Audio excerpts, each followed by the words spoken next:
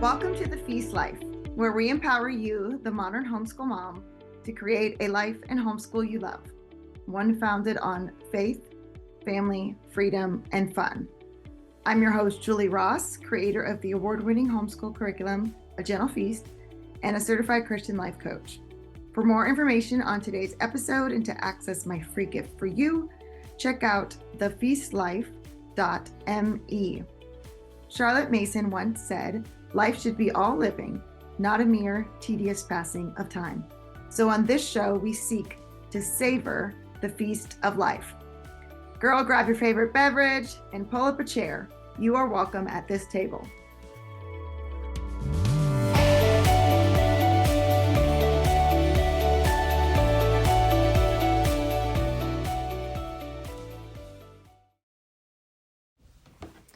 Hey everyone, it's Julie Ross from the Feast Life podcast. Today I am sharing with you an episode I actually did on someone else's podcast where they interviewed me.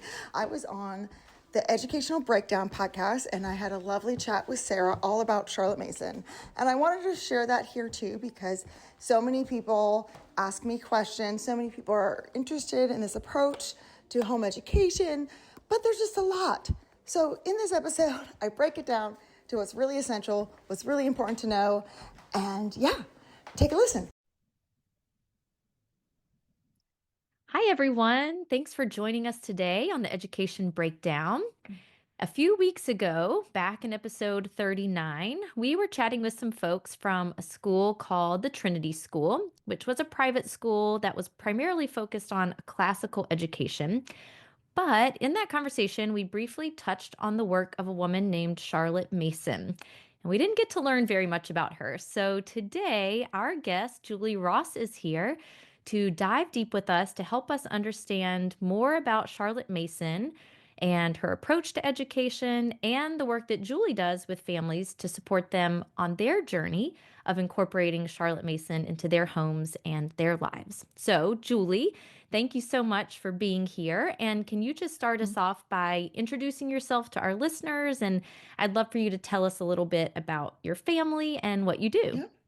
Yeah. Thank you so much for having me. Yeah, this is one of my favorite things to talk about. So I'm excited to get to share this with your people. And that's great that they're kind of learning about some different approaches to education. And, it's an obscure kind of name that people might not know, but it's definitely becoming more and more popular in the homeschool community here in the United States. So I'm excited to talk to you about her. But to start, I'll tell you a little bit about me. So my background is in education. I was a public school teacher. Then I helped start a private Christian school. Then I started a homeschool hybrid school. So I've been in all the different kind of gamuts. And then I've been homeschooling my own kids for over 20 years now. I have two adult children, which sounds crazy to say. My oldest graduated from the University of South Carolina 2 years ago with a focus in graphic design. And then my second daughter is studying neuroscience and she'll graduate in May. So that's exciting. And then I have three teenagers, 16, 15, and 14, that I'm still homeschooling. So life is very busy on top of homeschooling, which all homeschool parents know is definitely a full-time job. I also run my own homeschool publishing company that I've run for the past almost 10 years now, called A Gentle Feast. I'm also a certified Christian life coach and I coach homeschool moms as well. So in my free time, I nap and read books about education. So there you go. I love that. Wow, you're just a wealth of knowledge already, I can tell, both from this parenting perspective Yeah. and then as well from the education perspective. So I'm really excited to talk to you today. Yeah. So you mentioned that you were a public school teacher long, long ago. So can you kind of Mhm. like walk us through what that journey has been like for you with in the field of education, kind of, Mhm. where you started and then how did you get to where you are now? Yeah, it's funny. I was talking to someone about this the other day. I went in to education. I mean, I've known I wanted to be a teacher since I was a little girl. Like I never changed my mind of what I wanted to do with my life. And I was kind of idealistic and very like Anne of Green Gables-esque, and I'm going to change the world and all these things. And once I started teaching, I quickly realized it wasn't possible in the constraints of testing and the requirements and all the things I had to do, and just some of the struggles. I taught in a Title I school, and yeah, I just became very quickly disenfranchised with the system. And this is a very interesting story. So, our church at the time had a library, and one day I was walking by, and there was this book sitting on the display. It's called "For the Children's Sake" by Susan Schaefer Macaulay. And I was like, "Oh, I'm a teacher. This sounds interesting. It's a book about education. That's what I do in my free time." So I got this book, and I literally stayed up till like 3 in the morning, and I was just sobbing. And I was like, yes, this is it. This is what I want for children. This is how I believe education should be. Susan Schaefer Macaulay, her children went to a Charlotte Mason school in England in the 70s. And so she wrote this book, and it just was such a beautiful picture of what learning can be like. And I realized there was no way for me to give that to my students in my class. And so then, I tried the private Christian school realm, still needed that salary. And then I Mhm. was like, this isn't working. And then when I had my own kids, realized I wanted to homeschool, and something I knew nothing about. And at the time, there was very few resources available. Mhm. And so a lot of it was learning by trial and error and all of that, because this is an excellent, excellent book. And there are some really practical suggestions in here, but it's not like, here's what you do with your kids on Monday. Here's how you teach this to this age. Like, it's more of just the kind of Charlotte Mason overview of philosophy, and, how to incorporate that into all different kinds of learning, not just homeschooling. So, how do I actually teach this beautiful philosophy and approach on a daily basis to my kids? That's what I kind of had to figure out on my own. Yeah, absolutely. So, can you tell me, I'm curious to get like a little peek into your Yeah. public school classroom. Like what was that like, and what were the challenges that you were facing that you were like, this is not how I envisioned my teaching going? Yeah, so I taught fifth grade, and I brought all my like Little House on the Prairie books, and all of the just literature that I love, and I set up these cozy little reading nooks, and we're gonna like talk about big ideas, and we are gonna read stories together. And my class, I would say I had about 25 kids in my class. About 10 of them were reading on a first grade reading level. And so these weren't even in the realm of possibilities of books they could enjoy. And then it was very much, here's the test they have to take at the end of fifth grade. Here's all the information they need to know for this test. Here's the science standards. Here's the history standards. You have to read these textbooks that the district bought for lots of money that have excerpts of books. We don't have time to read books. You're just teaching them the skills of reading, not actually to love and enjoy reading with real books. We don't have time for that. So like, here's the Mhm. little pages they read, here's the questions they answer, because this is the skill they need to be able to take a test while not actually thinking about reading or knowledge or anything like that. So that was kind of the big things. And then just Yeah. really, sadly, my kids had so much trauma in their lives, and so many things that they barely could function in school or concentrate, or their curiosity and love for learning had sadly died by the time they were in fifth grade. And despite my best efforts to try to get that back, it was like, Hmm. this system's very broken.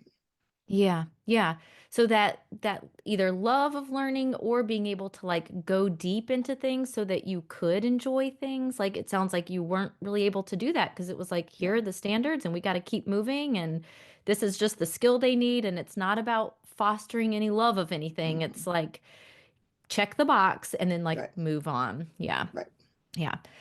Okay, so you first learned about Charlotte Mason totally randomly from this book that you Right. picked up. Oh, Yep. okay, that Never is had heard like of her in my life. right. I mean, that's just incredible. You're like, who put that book there for me? Right. Um, so tell us a little bit more about how, you were interested in her from the get-go from this book. Like it Mhm. sparked something in you of like, this is what could be possible. Um, how did you get into homeschooling and decide that the Charlotte Mason approach was kind of how you were gonna go forward with Yeah. that? Yeah. So I had known in the back of my mind that I wanted to homeschool for a while, but then when my oldest daughter was born, I was in a Bible study at our church, and they had a homeschool co-op that was meeting at the church the same time as this Bible study. And so I would go to my little class and I would drop her off in the nursery. And then about 20 minutes later, they would come and get me because she had colic and she was just screaming. Oh. And so, like, every week, I never actually really got to see in the Bible study, and I would go to the nursery. Well, the nursery workers were these homeschool teenage girls who were doing that as part of their class credits and stuff, while this Okay. co-op was meeting. And so I was just sitting there the whole rest of the time and just talk to them. And I was like, these girls are so smart, so articulate, so caring, Mm, so mature for their age. mm, And I was like, this is what I want my daughter that I'm holding to mm. grow up to be. Aw. And just, getting to meet them and their families, like I had never had any experience with it before. And yeah, so it was always like there. And then when I first started homeschooling my kids, I laugh now because they were both, lower elementary. And then I had three kids under the age of three. Oh, And Julie. I'm like, oh, let's start homeschooling. This sounds like a great plan. And so I went with what I knew, which was school. Like Okay. Yep. you have a workbook for every subject. Yeah. You have a textbook. I even had a flag, and we said the pledge, and we had recess time. And I was like, okay, this is school. This is so great. I know how to do school. Yeah, I've done this. I went to school for this. I am an expert. Let me show you. And yeah, like 2 years in, I was about ready to lose my mind Mm, because that doesn't necessarily work when you have a lot of kids and you're home. And again, it wasn't cultivating that atmosphere that I knew I wanted from this book, but then I'm like, mm, I don't know what else to do. And so mhm, I was like, either I'm going to quit homeschooling and throw in the towel because I'm just so completely exhausted and burnt out. And again, there wasn't a ton of resources or support. And mm. so but I remembered that book and I went and reread it, and I was like, okay, I have to figure out this kind of Charlotte Mason philosophy and how to actually put this in my home. So she wrote 6 volumes of educational philosophy. Okay. There So, they are. light reading. And I was like, okay, I'm just gonna dive in. I'm gonna figure this out. Back then we had Yahoo groups to Yes. Okay. message other parents on, and there really wasn't anything else on the internet. So it was really her work and then just messaging back and forth with some parents. And I'm like, okay, I know she talks a lot about reading really good books. And I've always loved literature. I had this whole huge collection of books from, my whole life. Hmm. And so let's just start reading these and talking about these. And it really was this kind of night and day difference of all of that pressure that I had felt as a teacher, but then also putting on my own kids just slowly started to go away. And I was able to just enjoy being with Mm. them and being outside in nature and reading these lovely books and having discussions and going on field trips and like doing all these things. But I felt like I was still had to like kind of, I feel like I had to deschool myself. I don't know if you've heard that term, like Yes. unschool myself from this kind of mindset of this is the only way children can learn. And this is the only way you're going to be successful in teaching your own children, and get out of that kind of traditional school mindset and kind of try some of this for myself and see like, oh wait, this does actually work. This is actually better. This is an amazing way to learn and experience life. But it takes somewhat of a de-schooling of yourself, but that also just a lot of faith of going, this isn't normal. Like, especially like if you have a traditional school background or like that's the only experience you're like, this is different. Yes. And I don't like I liked kind of, I'm gonna be honest, I liked having the little worksheet that I checked at the end of the day and they got 9 out of 10 right. And I'm like, yes, I'm killing this homeschool thing. Hmm. And so without having those like workbooks and tests and all of that, it can be a little like, ooh, I don't know. And it's part of trusting that kind of process and knowing like, okay, this has been around for, Charlotte Mason lived in the late 1800s. It's been around for a very long time. It's not some newfangled idea that Hmm. I can't trust the results. And, she started out teaching governesses to go into people's homes. So she started a school in Ambleside, England, to train governesses to go into people's homes, which I laugh about because I was like, can we get those back? Because that would be really nice. And, as her ideas gained in popularity throughout the British Empire, there were lots of homeschool, I mean, not homeschool at the time, they weren't called that, a Hmm. lot of moms who were like, wow, this looks really great, but I can't afford a governess. Can you Okay. send me your programs of what you're doing? And so they started doing it in their homes. She believed that home was the best place for children to learn. So out of all the educational theories, philosophers of all time, I have yet to meet another one who was an advocate for homeschooling. So Mm, her mhm. philosophy is built on the premise that children learn best at home. Okay. All right. I'm glad that you pointed that out because I that was something that I wasn't sure about. If it was Yeah. something that, you know, was sometimes found in schools, but I definitely see it so much more in the homeschooling community. So that Yeah, makes sense. Like and there that's are where schools, like I said, Susan Schaefer Macaulay, that book I read, her kids were in a Charlotte Mason school. There's several here in the United States as well. Um, they're still in England today. Mm, So I mean, but it's what oftentimes happens in the homeschool space is they take an approach that's been used in school and they adapt it for home, where hers was originally for home and adapted for schools. okay. So it's Okay. different. Yeah, Yeah. Okay, so we got a little bit of history about Charlotte Mason, yeah. like the time she was from, kind of her original, like training these governesses. I mean, do you have any sense of like what problem she was trying to solve? What was her kind of impetus for this? Yeah. So she was a public school teacher in England. She actually was orphaned until at 16 she went to school to become a teacher Okay. and support herself, which is just an incredible, like, go Charlotte story too. So Yeah. I love that about her as well. But so, back then it was very, sadly not a ton different than a lot of schools today, but very much focused on rote drill and memorization because you had a wide range of students in a class, very large classes at the time, and you were just kind of trying to get as much information into their heads as possible and keep order at the time. And so, Charlotte Mason was an extremely brilliant woman, extremely well read, had traveled through Europe, and um, just saw that like this isn't how kids learn. Like this isn't normal. This isn't right. And so she started giving lectures on her kind of views of education to raise money for her church. And they took those lectures and they put them into her first volume, which is Home Education. Okay.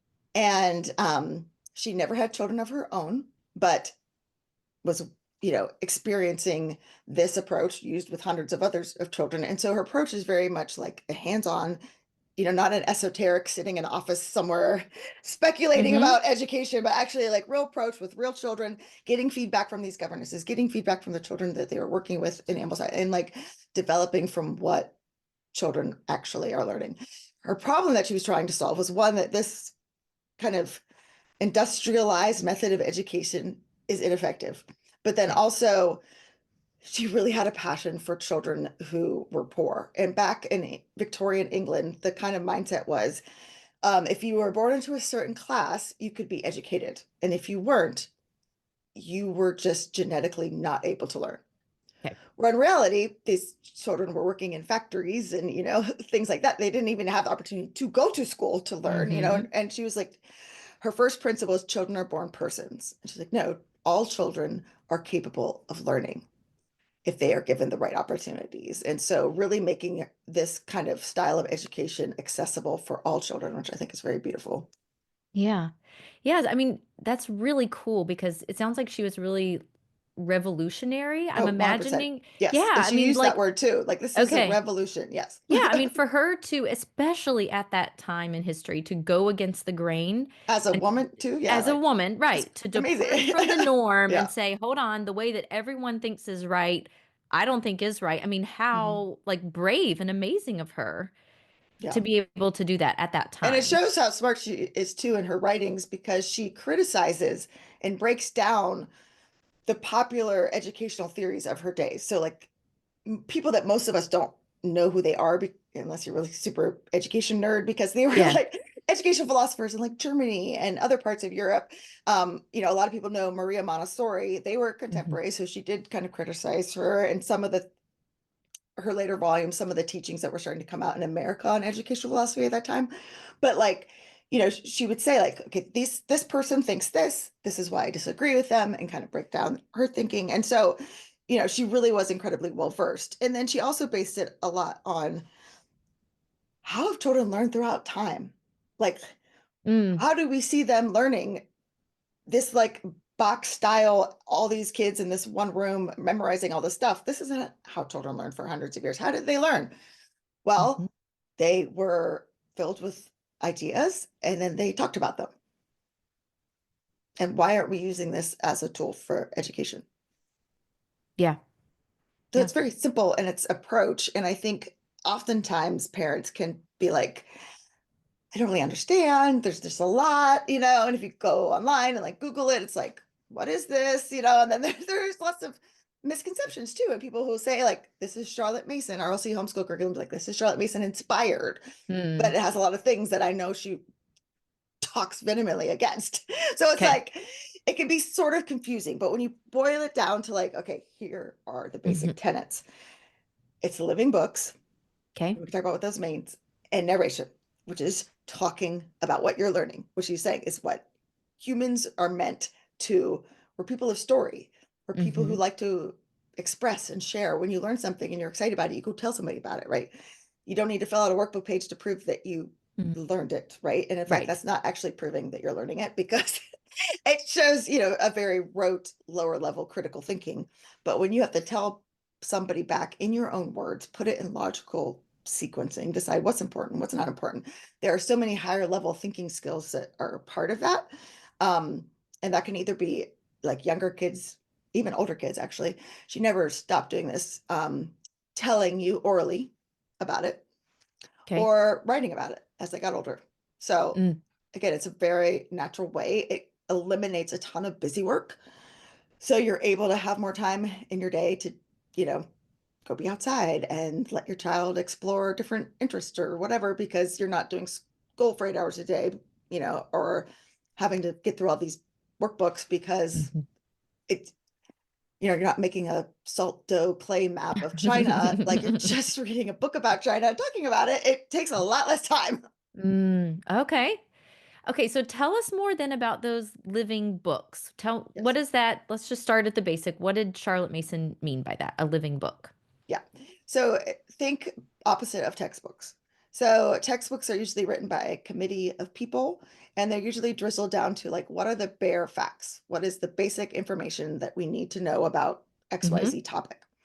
Um, a living book is one that's usually written by one person who's really passionate about their subject. So written by a historian, written by a chemist, like whatever the subject Okay. matter is.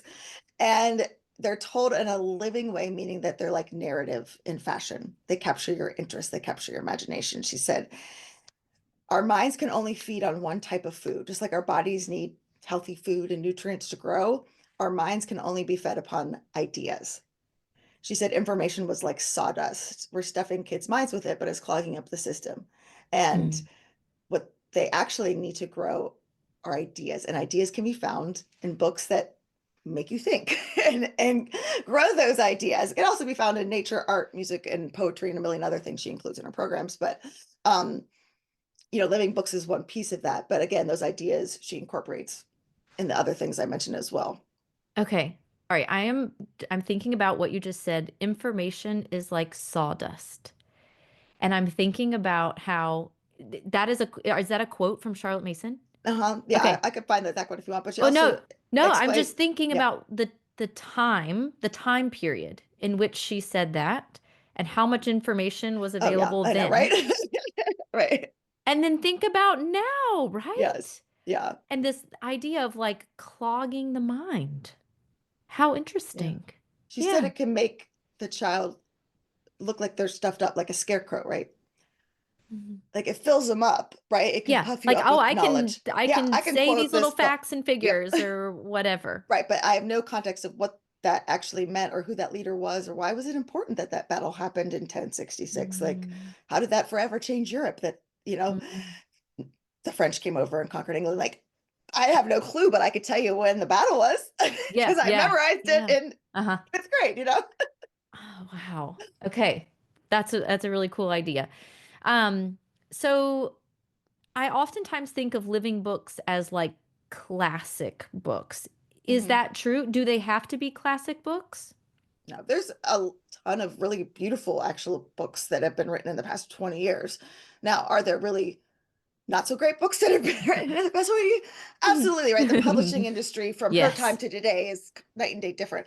But Yep. even in her time, there were books that were like these sweet little sappy Victorian moralistic little children's books, like Okay. those Okay. existed then too. Like she called it twaddle. And it's like, Yes. it's like sweets, like feeding your kids with sweets isn't healthy, right? Feeding their mind with Mhm. these sweets, they're going to be drawn to that. And, I laugh now because it's like if she only saw what kids are like, we don't want to feed their minds with these sweet little moral tales, but now it's like Like, look they're at the feeding a steady diet of sweets, of, technology and all the, et cetera, the distractions of right. our day, that's now competing against.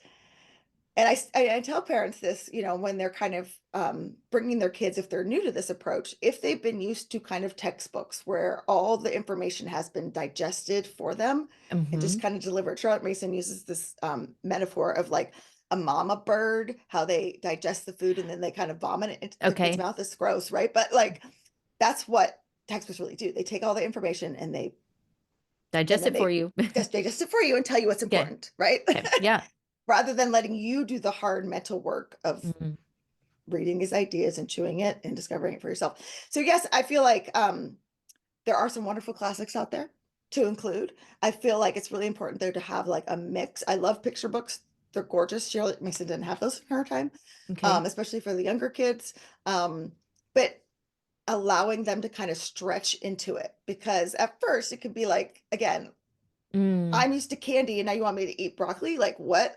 Okay. Right. But then you start to develop a taste, and you're like, "Oh, I actually feel better when I eat broccoli and not candy all day." And like Mhm. then you want that. And I recently read an article, it was in the Atlantic, from a professor from Columbia University, and there were some, statistics in there and whatnot about how little kids actually read real books in school now. Did you see that I article? have seen that. Yes. Yes, it Mhm. was Been fascinating, in and college. I knew that was true from my experience 20 years ago. And then also my daughter's, I remember my daughter in college, she was taking like English 201 or something. Actually, she had taken 101 as a high school student for dual Mhm. enrollment, and then she could. And I was like, "Oh, can I see what you're reading for English?" And it was like this textbook, and it had Google articles, excerpts of different things. And she's like, "Mom, you made us read like Les Mis and the Count of Monte Cristo, and you're like, you're gonna need this, in college." And she's like, "We don't read any of that." She's like, "All the stuff we read in high school is way harder than this stuff." It's like, "Oh, sorry." I mean, that's what that article was talking about. Yeah. Is like even in college, the professors aren't assigning full novels Hmm. because apparently the kids can't Can't read read them. them. No. They're used to these bites. I mean, think about it, like TikTok. If things are 3 seconds long, right? Like you're used to these little bite-sized bits of information again. Mhm. And so to have to think critically, they don't have the stamina to Right. read an Mhm. actual full book. And then, adults, I forget what the number is of adults that have read one book in the past year. I mean, it's unbelievable. Wow. Yeah. Oh, Charlotte Mason. Like, I'm so sorry. I know, When she's right? looking down, you're like, oh gosh. Oh, okay. So I have another question I want to ask Yeah. you about. So Charlotte Mason, a lot of times I see her work weaved in with Christianity in Okay. particular. So Hmm. I'm curious, was Charlotte Mason, is her philosophy inherently like from a Christian perspective, or is that Yes. something that has kind of more organically drawn Christian families to Yeah, her? that's a great question. So Charlotte was a very devout Christian. Okay. She actually wrote 6 volumes of poetry where she translated the Gospels into poems. So she had a tremendous personal faith life. And like I said, the first volume is based on lectures she was giving to raise money for her church. Right. Um, and so she believed that all ideas are divinely inspired. So all knowledge that we're giving our children is divinely inspired. Um, so even, Aristotle, Shakespeare, it doesn't have to necessarily come from a Christian author to Mm, be full of divine wisdom and ideas.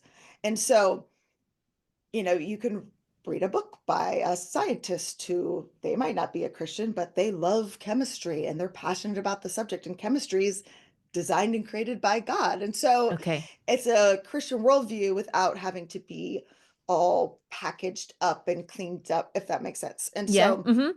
I like that approach a lot from her. She said there's 3 spheres of learning: knowledge of God, knowledge of universe.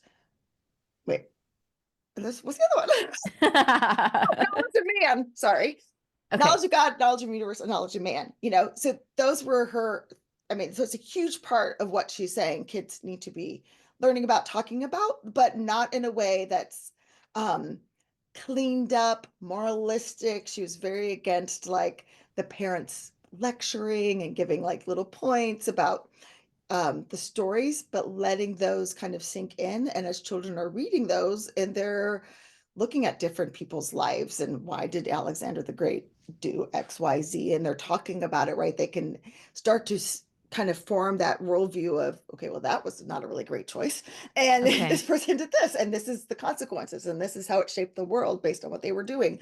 And so, I'm often asked, like, are all your books used in your curriculum by Christian authors? I'm like, well, no, because these are people who are historians and they're books Mm, about, Harriet Tubman or whatever, but I think they're beautiful books, but all of these ideas are from God because she said there's not that separation of sacred and secular, that all ideas are from the divine. So okay. Okay, that makes that sense. So it's helps. all just kind of like woven in, and it's kind of more the worldview from which things are looked at or digested within the curriculum, if you will. Right, right. But it's Okay. not we've packaged it all neatly together and censored this and that. And so, I think it can be accessible to anyone really of different faiths and whatever, because it's not a pushing it, if that makes Okay. sense. Hmm. But being very well read and being able to think critically and being able to have discussions and listen to different viewpoints is all wrapped in there. And so I really, I know several families who use my curriculum who are not Christians um, and, other faiths and whatever too. So Okay. they're able, you're able to, you might not sing hymns, right? If that's something Hmm. that is not particularly interesting to family, but she also had them singing folk songs. And so, it's very adaptable, I think, for a lot of people. Okay. Okay. And I think I know the answer to this question, but I want to make sure I've got it clear for our listeners. Is there an actual curriculum that Charlotte Mason created, or is it more just like a philosophy that is like in her works? That is such a great question. So she established, like I said, that training college for governesses, and then she Mhm. established the Parents National Education Union, which she had a magazine that she edited, and she would give have lectures. But I love the fact that she was always bringing in the most research, always bringing in critical thinkers and people who were like doing new innovative things in their fields for science or um, philosophy or whatever it was. She would bring these people in to write for her magazine or to give these lectures. So it was always, she was always learning, and you feel that in what her approach was. But like I said, as parents and schools wanted to, like, okay, this is great, Charlotte, but like, what do we actually do here with these Yeah, kids? yeah. She started writing programs, and you can actually find these online for free. Like Internet Archive has these old programs you can look Okay. at, and it's basically like a book list. So it would say like this age should read this for geography and this age should read this for nature study. And she would send that out for the year. And then she would also send out exam questions at the end of the term. So her programs, and I think still England today has 3 terms instead of we have 4 quarters here Okay. in our schools. So same kind of breaking up the school year. But at the end of the term, she would send out exams, and then parents, and they're very different than what we're thinking of as Okay. exams.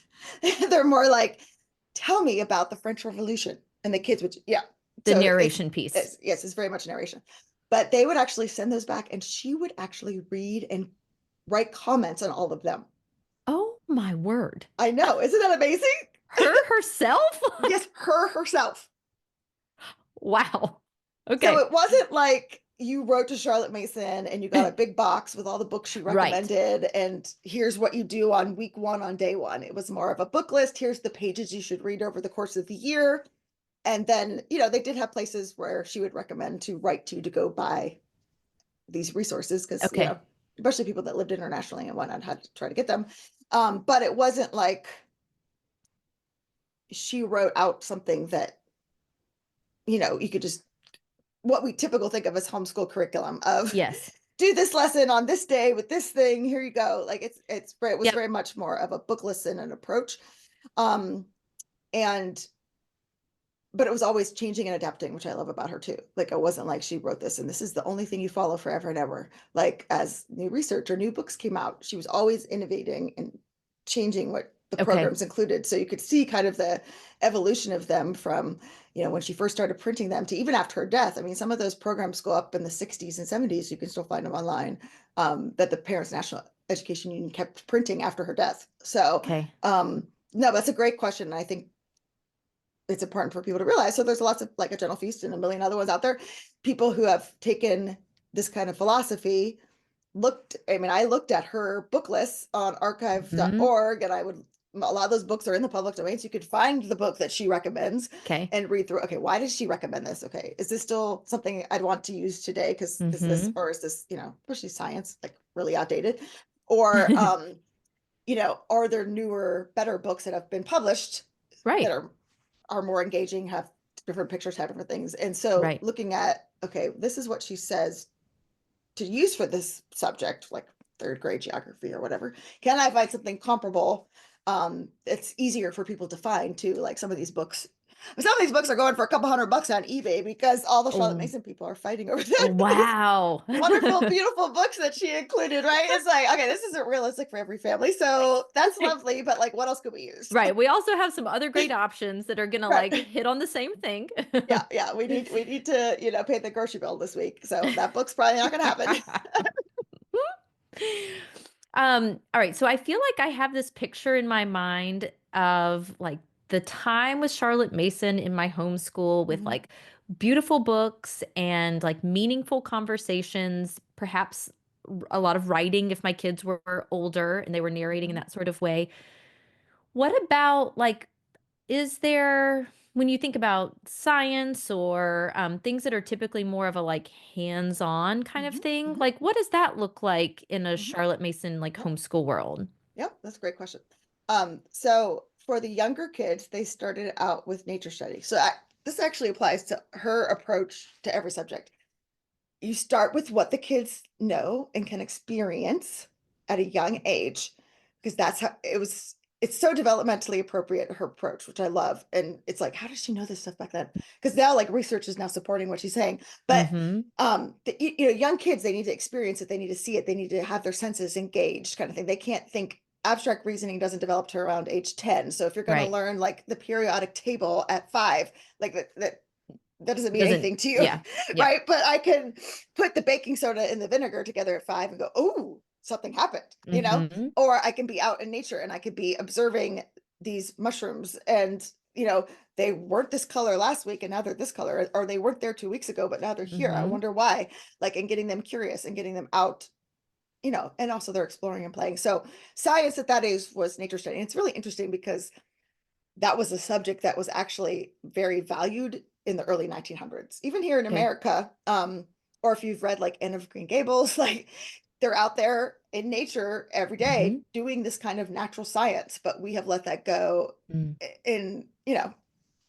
in our schools today. And it's like, what's the information we can learn for science at this age? And let's color a picture of it. And it's like, no, I want to experience it. So these young Yeah. kids experience it, but then as they get older, they develop into like more of the traditional streams of science that you would know, biology, chemistry, physical science, those kind of things. And she had them doing experiments. So it wasn't only books, it's Okay. books and things. So Okay. these things are the experiments, the trial and error kind of approach that she took to it, which I also love because I think we can get in our head that like if it didn't work out the way the experiment said, we have failed. And it was like, well, no, that's actually what science is. It's going, okay, well, why didn't that work? And asking the Mm. big questions and trying it and allowing yourself to be curious and wonder again. Mhm. So yeah, I mean, even in high school, they're doing, the harder level sciences. But they're reading, so like for instance, for like chemistry, the book I use is called Napoleon's Buttons, and it breaks down Napoleon's uniform and all the different chemical compounds. But it's still like chemical reactions and math and things like in the book too. Okay. And they're doing experiments with chemical equipment and stuff. So it's not like, and I think that is a myth I often hear about Charlie Mason is like, oh well, she doesn't include any STEM stuff. It's like, well, no, she actually did. but it was in a balanced approach. It wasn't like do this to the detriment of all other subjects. Mm-hmm. And in fact, one of the studies I quote a lot was done by Google. It was called Project Oxygen, Okay. and they studied the skills that their top employees had, and there were like 8 different things. Okay. And out of those 8 skills, the one that came in dead last was STEM skills. Okay. All the other skills were critical thinking, being able to express your ideas, having empathy, being able to work well with others, like all the Mm-hmm. things that I feel like a humanities based Charlotte Mason kind of education gives a child. So, Hmm. but oftentimes we can focus so much on, okay, what are the skills? What are the things they need? This technology, Right. they This need this hard stuff for skill. life. Yep. And really, the things that she exposes the child to these beautiful, rich ideas, being able to communicate and express yourself. It don't matter if you're like a farmer or an astronaut, like you need that in life. Yes. And that's what that study was showing these top employees. And now, employers are starting to realize that, like, yes, skills are really important, but I could teach you that on the job in a month. But it's a lot harder to teach somebody empathy and critical thinking. Yes. Yeah, we talk about that a lot on this podcast about, it gets this kind of buzz term, I guess, the 21st century skills, all those Mhm. things you're talking about, Yeah. that creativity and critical thinking, and how it seems like so many people, employers, and, it seems like we realize that these are the skills that you really need to be successful. And like you said, in any job, like no matter what you do, that's what you need. And it's very much what traditional schools don't give. It's so much Yeah. about that, like you were saying before, that little checkbox of like, I taught you that one little skill, or I taught you that one piece of content knowledge. And that's what we needed to do. But what about all these bigger things about how I can interact with people and interact with Mhm. ideas and things like that? Yeah. So Yeah. important. Yeah. Um, all right. So I would love for you to talk to us a little bit about A Gentle Feast. So the Yeah. company that you started, tell us about that and what led you to start it. Well, like I said, I really didn't know what I was doing with my own children. And so I was like, I have to figure this out. And so I just started like documenting and writing down what you're doing and trying to put it together. And I really thought about like, what did I need when I first started? And I didn't need to go just buy another book at a homeschool convention and take it home and be like, I don't know what I'm doing. Because I did Mm-hmm. that. And I was like, I needed someone who was like available and who could help me and who could walk me through it and could break it down to like these little pieces here. So I call it a gentle feast. Charlotte Mason said that, again, our minds need these constant diet of living ideas. And she said that education should be a feast. We're offering them a wide variety of subjects. We're not just Okay. like spending all of our day doing, these few skills. Like we're going to expose them to Shakespeare and beautiful art and music and things that we might not have experienced either. But we're going to give them this wide feast because we don't know what our child might take to or learn from. Right. And but all of these things are going to shape them as a person. And so I love that kind of feast metaphor. And again, as the role of the teacher, we're providing the feast, we're putting it together. So another misnomer, not misnomer, another myth about child miss education is that it's like just unschooling or child directed or whatever, which is totally not true. Is the parent is very much indicating what is to be learned and setting the table of the feast. Okay. But and I think this is where that kind of thought comes from is that the child's the one who's eating it though. I'm not forcing it down their throat, like I said with the mama bird, right? They're doing the Mm-hmm. hard work of self-education, of having to do the hard thinking, of having to put the ideas together and express them in a meaningful way. And so I think that's a little bit of where that comes from. And so the word gentle too, I think can be people like, well, does that mean it's not hard? And I was like, well, why do we think the opposite of gentle is hard? Like, Mm-hmm. because to me, gentle is something that is beautiful and lovely, and I want to experience it. It's not something that's forced upon me. Mm-hmm. And so that's where I kind of came from because it is a very gentle way to learn of being able to have time to be outside, to be able to explore, to be able to do those kind of trial and error things like I was talking about, and to read these amazing books and listen to this beautiful music. It values children so much, and that's one of the reasons why I love it. But I'm also not forcing them to we might read a book and my child might narrate it and they might get something completely different than what I thought was important out of that reading. Mm. But I'm listening to them, I'm valuing them as a person. I'm like, oh, that's really interesting. I didn't even notice that guy had red hair. That's so cool. Like, Mhm. and what a gift that is to allow children to feel seen and heard. And so to me, it's just such a gentle, natural flow of life. So that's kind of how I came up with that term. Okay. And really, my passion is just to really make it easy because we can really complicate it and Mm. add a whole bunch of stuff. And then the parents like, don't know what I'm doing. This is too hard. There's a lot of in the camp of Charlotte Mason, there are several that are like, well, this is how she did it, and this is the way you must do it. And we have to follow it, the exact way she was written. If you don't, then you're not doing it right, rather Mm. than taking the philosophy and the approach and making it work for your family, which is more of what I advocate. Because it really does break my heart when I hear from parents of like, oh, I tried that. That was so hard. There's no way we could do that. Mm. And they felt all this pressure that they had to do it perfectly and they had to do it this way or The they're doing right it wrong. way. Mhm. Yes, and I'm like, "Mm, that's not really, you know, I don't think even she would say that that was what she wanted, right? In the way that she was sending these programs to parents. And so I I wanted to make it accessible, but I also wanted to make it realistic for today's modern world too. And it's not like we don't use any technology because Charlotte Mason even said the radio could be a wonderful tool for education. And she Love it. wasn't shying away from like new things that were being invented in Yeah, her time, right? right. And so it's like, okay, we're not just going to read books and pretend we're in the Victorian times and only read like Yes. I still want my kids to know how to use the Google Suite, and I want them to know about internet safety and I want them to know about taxes and things that like are relevant to today's time as well. So Okay. that's kind of what I tried to do with my curriculum. Okay. So your mission was really, it sounds like, to make things easy for people Mhm. because you had been there and you Yeah. had been to that place where you were so overwhelmed and you were like, I have no idea what I'm doing. And you can help all those people who are in the same exact spot because you've been there. Yeah. Yeah. Yeah. True. Yeah. Yeah. Yeah. Well, what do you love most about your work? What are you most proud of? Hmm.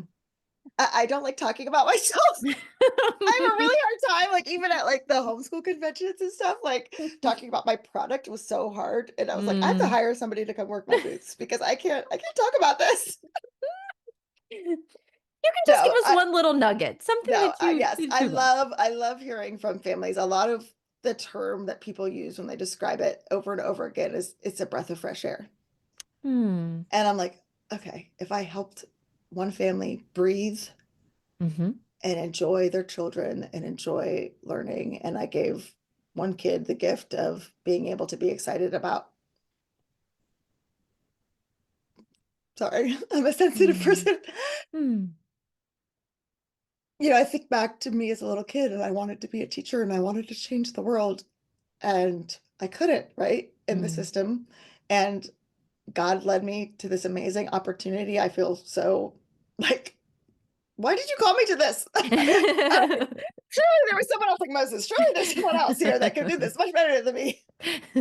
Um, but just hearing from these families about how their kids love learning again and how their kids Mm. are enjoying XYZ and the difference that it's making in those lives. I mean, that's why I do what I do. Yeah. Yeah, that's incredible. That is definitely something to feel proud of. To think that it's not like you just changing, one person's life, you're Yeah. changing lots of people's lives by being able to, like you said, offer that breath of fresh air to people of like, we can love learning again and we can do this in a loving, fun way in our family. Mm-hmm. Yeah, I love that. Yeah. Thanks. Um, well, are there any you touched on a couple of kind of myths, but are there any common either misconceptions or objections that you hear from parents about either homeschooling in general or the Charlotte Mason approach that you want to discuss? Yeah, I think I touched on a few about, that it's child led is one I often get. Another one I often get is that it's only for young children because oftentimes like on Instagram and whatnot, you'll see people posting pictures of their kids using the Charlotte Mason approach, and they're out in the Okay. woods, and they're Okay. making these beautiful handicrafts, and all these things. And I think the reason that is, and as someone who has teenagers, I could say this is true, like it's not as pretty to post a picture of like your 14-year-old hanging upside down reading a book and they haven't showered in 2 days, like, so it's like, and I want to respect their privacy too, because they Okay. care at that Yeah. age, you know what I'm saying? And so it's Yeah. like there isn't as much to take pictures of at that age and post about. And so I think that can kind of lead to that misconception as well. But also like the stuff she wrote, back in her time, boys would be going to like a university type setting at 14, but Hmm. she did keep her programs going on up, mainly for girls that would still be at home Okay. receiving an education because they weren't allowed to go for further ed at that point. So she did her programs go all the way up. And if, like I said, if you look at them, they would put any college education to shame today. Mm. Yeah. Um, all right. Well, as we kind of wrap up here, is there any advice that you might give to parents who might be on this journey Yeah. themselves of either, maybe they have a really young child and they're just starting to kind of think, what are we going to do for education? Or maybe they're starting a homeschool journey and they're like, oh my gosh, there's so many options. What kind of Yes. advice might you give people in those stages at this point? I think it's so key to think about, and I say this a lot. What is your why? Why do you want to homeschool? What is the end result you would like to see? Because that will determine the steps that you take to get to that result, right? So if it's like my child's going to get into an Ivy League college, that is the most important thing. That's why I'm homeschooling. Then your steps will look very different from someone who may not have that goal. Hmm. Or, if my why is, I want my children to love being with their siblings. I want them to be critical thinkers. I want them to explore their own interests. And, those are vastly different goals, right? And so that's really going to determine your steps. But then that's also going to determine kind of where you might land. So, yes, there's a lot of options out there. And it's good to, read, listen, explore some of the different philosophies. But I think that's really important because a lot of times I see parents who do what I did, and it's like, okay, we're just gonna buy these workbooks for all these different subjects because that's what a lot of homeschool publishers publish, and they look all shiny and pretty. But also, like, this is what feels normal. Like, this is school. This is what you do, right? Hmm. And so, being willing to kind of think outside the box, like you're already doing something revolutionary to begin with, right? By homeschooling your kids, and you're Hmm. pulling them out. You're already doing something revolutionary. So you could be even more revolutionary and try and approach this different. Like I'm pulling them out of something. Why would I copy that thing that I already felt like was broken? Right. But it's honestly because we don't know any different. And so from the get-go, if you're able to kind of think through that, that's going to be huge in terms of investing your time, investing your money, especially because a lot of this is not cheap. But Charlotte Mason, you get a library card and that's free, and Yeah. talk about the books and go outside in nature, and you're going to be doing really great. So it's, Mm. I feel like, much more affordable approach. You don't need a curriculum, even though I sell one. I will tell people that. Yeah. But if sometimes it's good to know what books to use for what subjects, and if you don't want to spend your time finding all that out yourself, then a Yeah. curriculum might be helpful. But you really don't. Um, Need one to use this, which is an amazing gift as well. So I do actually have a free course. I can give you the link. It's called Beyond the Textbook and Exploring a Charlotte Mason Approach, but it's for beginners just to kind of walk through some of the basics and do a little where I put you in the shoes of a student and explore how this approach might be different. So Awesome. Yeah. parents I really would like that. Yes, we would love to include that in the show notes for sure. Yeah. And I love that advice that you gave about instead of just jumping into something and just starting to take these steps and not really understanding why, but to Yeah. really take that time to pause and like you said, think about what is my why? What is that long goal? And I can imagine it'd be really helpful for people to like write that down or like Yep. have that 100%. on the fridge or something where when you get into those deep moments or those kind of dark times of like, this is not Yes. going well. Maybe I should try this thing to kind of have that as like your guiding star of like, wait a minute, that's not what we set out to do. And Mhm. like letting that kind of ground you a little bit of, Oh, um, 100%. Because it's so easy to yeah. be blown by the homeschool winds. There's so much new stuff and new things, and my friend's doing this, and it's like, oh, and then it's like you're always reinventing the wheel, and that's not good for you Hmm. or your kids. One that's going to burn you out really fast because that's Yep. really stressful to always be learning something and trying something new. But then your kids are like, whoa, they get What whiplash. is, Like last week we were doing something completely different. What is going on? Not that you have to figure it out all from day one. You can change that kind of mission and right. change that North Star. But at least having that kind of guiding principle, one, it helps with kind of like your long-term focus. But I also tell parents like that determines like your weekly, daily plan as well, Hmm. because are you planning time in your week for the things that are most important to you? So if one of the things that's most important to your family is that you give your kids the gift of nature and being outdoors, and you don't put a weekly hike or weekly time on your calendar, and then you're like, oh, it never happens, I feel so discouraged, it's because the thing that really matters to you most is never happening because it was never a priority. Yeah. Right. It's getting And buried so, by all the things you thought you should be doing and adding to the calendar or whatever. or someone else told you yes, right? Yeah. This is what the expert said I was supposed to be doing instead. So we didn't do the nature walk. Well, no, Hmm. if that's something you really value, that needs to go in there first. Hmm. Yeah. Yeah. Well, thank you so much, Julie, Yeah, for you're so being welcome. Thanks for here having and me. taking time to talk to me today. And for listeners, if you'd like to learn more about Julie and her work at the Gentle Feast, we'll include all those links for you in the show notes, Yes. as well as the free course that you Yeah. mentioned. So, and don't forget to subscribe to the Education Breakdown and follow us on Instagram so that you can continue to learn more about different educational opportunities that are out there for your family and your children. So, thanks for everyone for being here. Yeah. Thanks for having me. All right. Thanks, Julie.